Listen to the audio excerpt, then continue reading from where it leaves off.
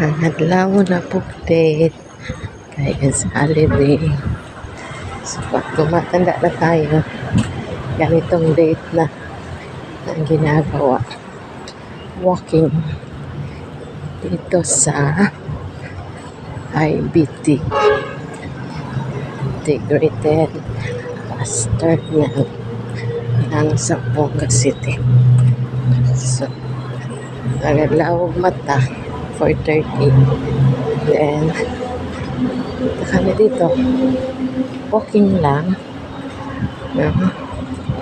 Tingnan natin kung ilang minutes yung isang ikot dito sa lugar na ito. So nakatatlo na kami. This is our fourth. So ganito lang, walking every time nagkaka-chance. So yung chance natin is only on a holiday. Kanina pagdating namin, wala pang masyadong tao. Ngayon, may mga nila na rin nag-walking. Hinhingal ka na, di ba? So this is IBT po, Integrated Bus Terminal. So every nagkaka-chance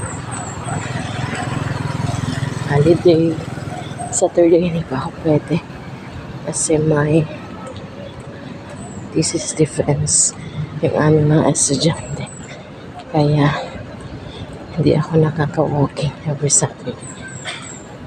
So holiday lang talaga ang walking namin. So nangalahati na yata tayo. It's 1 minute and 58 seconds.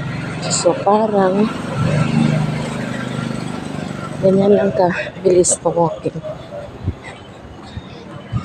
So tingnan natin kung ilang minutes yung isang ikot sa lugar na ito. Okay, so nakatatlo na kami, ang apat dito. Walking tayo.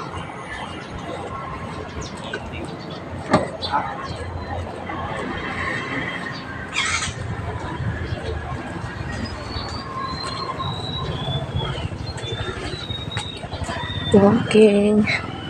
Pamao later.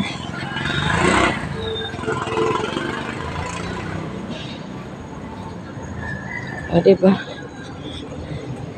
Mahaba-habang lakaran din ito. So pag lima ka dito, ilang minutes na yun, fights na rin, diba? So this is very accessible lang kasi along the highway lang siya. Welcome sa aming walking. Tingnan natin kung ilang minutes yung isang round ng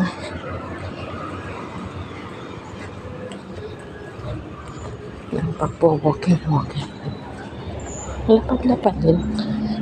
So laki pa yata ito sa Ramsdale. Okay na yan siya.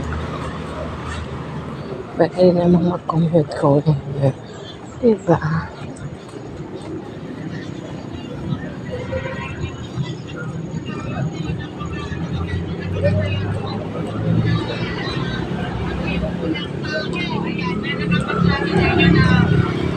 Maraming salamat.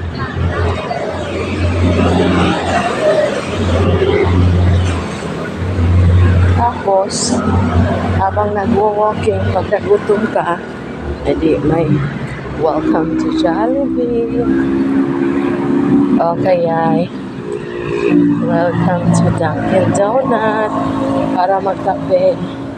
Oh, so it's 4 minutes.